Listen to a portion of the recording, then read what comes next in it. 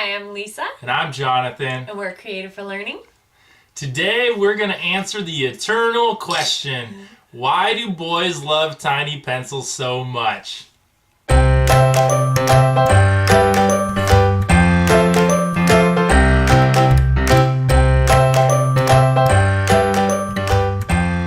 us first say that we know that this might come across, or it's going to come across as an overgeneralization or stereotyping. I've actually seen our oldest daughter try to make a tiny pencil. But the topic came up when we saw a Facebook graphic that about how they couldn't understand why boys do stuff like this. So we thought that we drive into this silly topic. And actually Jonathan, he went on a little funny rant about like the whole point, and I said that's totally something that we could talk about. So he's going to go on his rant right now. Yeah. So why do you think teachers get frustrated trying to understand behaviors like this? Because can be a distraction and it's wasting time. Like little pencils in the classroom. Wasting time. Yeah. Okay. All right. So in the classroom especially, yeah. We definitely welcome your comments about the tiny pencils at the end, for sure, down in the comments. We want to know how you feel about those, like what do you think about tiny pencils. That's part of it, so throw that down there. But let me share my experience as someone who used to be a young boy. And so here's, we'll answer the eternal question. See, the goal was always to get rid of all the yellow and just have an eraser with a point. And the smaller you could get the little cone of a point down and still be able to write without a little metallic mark on your paper from the circle, the better. That was like for the win if you could do that. And we would compare pencils. There's a metaphor in there probably. We really would. It was like we'd hold them up next to each other. My pencil's shorter than yours. Yes. And to some of you, many of you, you might think that is foolishness and silliness and like, why are boys doing that? But let me explain the progression. See, we start off with a whole pencil, and then after a while, when it started to get short, we would remember that we saw somebody that made a super, super short pencil before, and we wanted to do that. So it would start with an electric sharpener, and we would use the electric sharpener, which you all hated us to do during your teaching.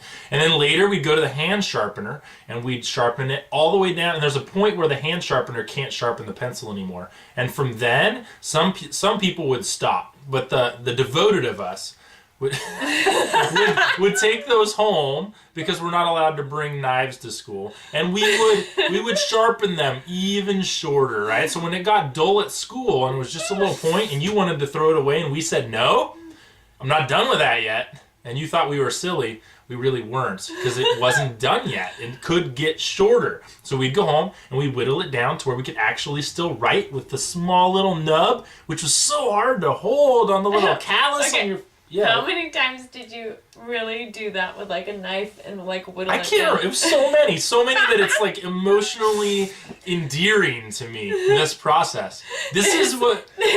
That Facebook meme or whatever totally gave me insight into my husband. It was lovely. Okay, keep going. So we want to share that with you teachers, especially the ones who just don't get it. This is what boys do, right? Boys are always challenging themselves with the highest, the fastest, the smelliest, that one bugs you sometimes, the funniest, the weirdest, the biggest, the tiniest, the est. Whatever est. Like put a word in front of it, the est, and that is what we do. We are infatuated with the challenge and the allure of the superlative. Tell a boy he can't do something, and you've lit his fire to find out. We must learn our limits. This is why, proportionally, boys have ridiculously more broken bones than girls do growing up. The est. Like, the fastest, the craziest, we need to figure out how far we can go, and that's why we break stuff in the process, because we have to reach the limit to know how far we can go. If we don't go that far, we don't know. And so that's why. And so the pencil is just one little microcosm of that desire. How small can I get this thing? And if you tell me to stop because no, that's a worthless pencil, I'm going to say, no, it's not a worthless pencil. It's not. Because I'm not done with this thing yet. Somebody told me I couldn't make it shorter.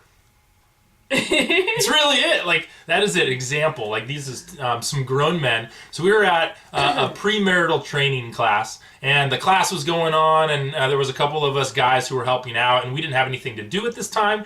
And we looked up at the very high ceiling in our church, and there was a balloon up there with the little curly tail hanging down.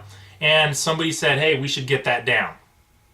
So it was in the foyer, in the foyer, not in the church where things were happening. Okay. In the foyer, outside, nobody's seeing us. It's just us and the ladies. Who then, when we say we got to get that down, they say, "No, you don't," and we all in our head say, "Yes, we do." And they say, "You can't get that down," which maybe that was strategic on their part, but I don't think it was. They just didn't want us to try.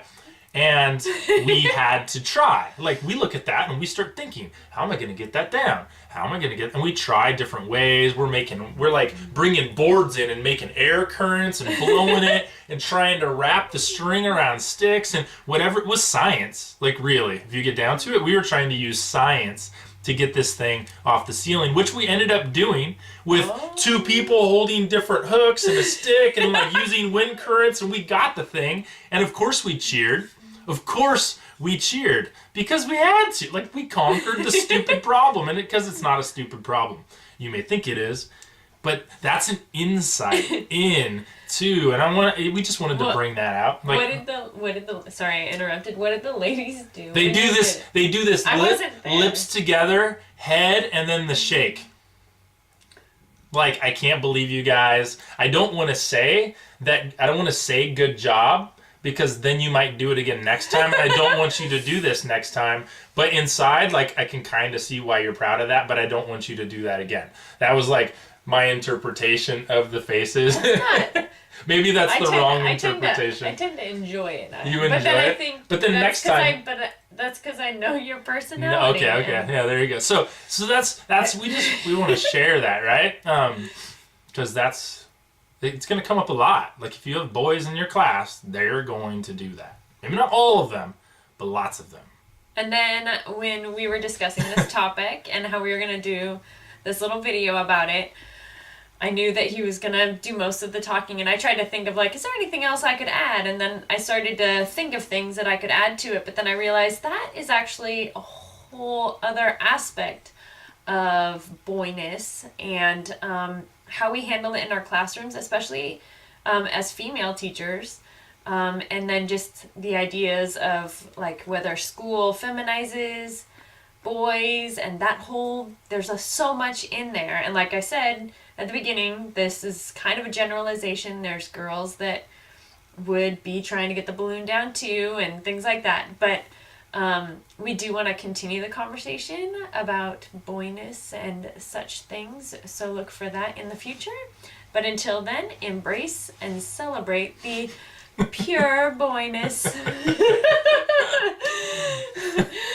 Sorry, I love you. Anyways, okay, conversation of the day.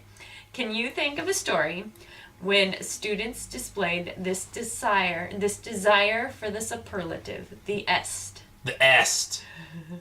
Pick one. Share it down there. We're going to hear your stories and your questions. And notice I did say students. Students, not just boys. Not just spoken. Yes. Some boys. But boys is probably where you got frustrated. So, in the meantime, go and keep being awesome.